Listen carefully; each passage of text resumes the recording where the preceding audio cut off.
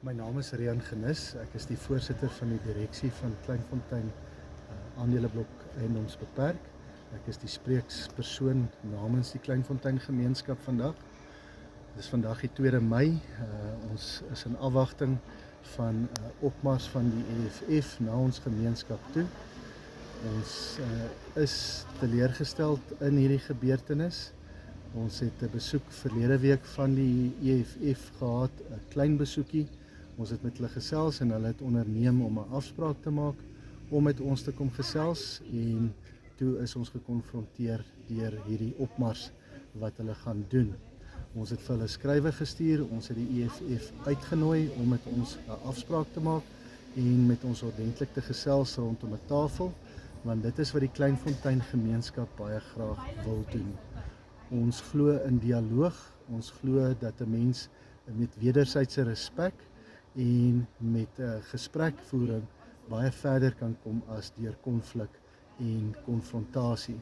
En ons het gehoop dat daarom die respek aan ons getoon gaan word om die gesprek te voer. Ongelukkig het die EFF gekies om dit nie te doen nie, anders as politieke partye soos die MK wat wel met ons kom gesels het en waar ons eintlik vrugtevolle gesprek gehad het. Ons glo, en die terugvoer van hulle kant af is dat hulle baie geleer het van ons, dat hulle persepsies oor Kleinfontein wesenlik verander het. En ons glo dat enigiemand wat Kleinfontein besoek en van ons koeksisters eet en van ons melktert eet, dat hulle 'n ander persepsie gaan hê van Kleinfontein.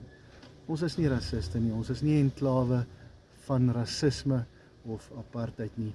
Ons wil graag net die Afrikaner kultuur uitleef, ons wil dit graag koester, ons wil dit graag laat groei.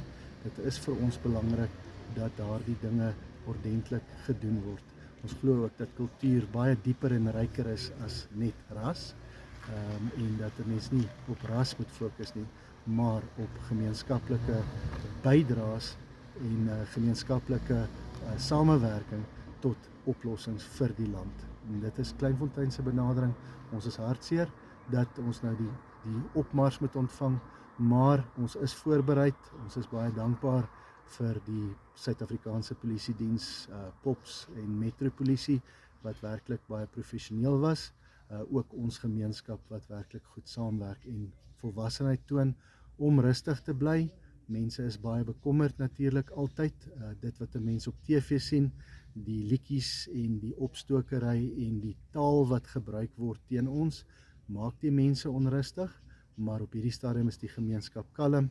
Ons het soveel seënbedes en baie goeie wense ontvang van intern en ekstern, dat ons glo vandag sal onder die Here se ryke hand wees en dat dit goed sal afloop. Ons soek nie konfrontasie nie, vandag gaan juist daaroor gaan dat ons bewys dat ons nie 'n konfronterende gemeenskap is nie.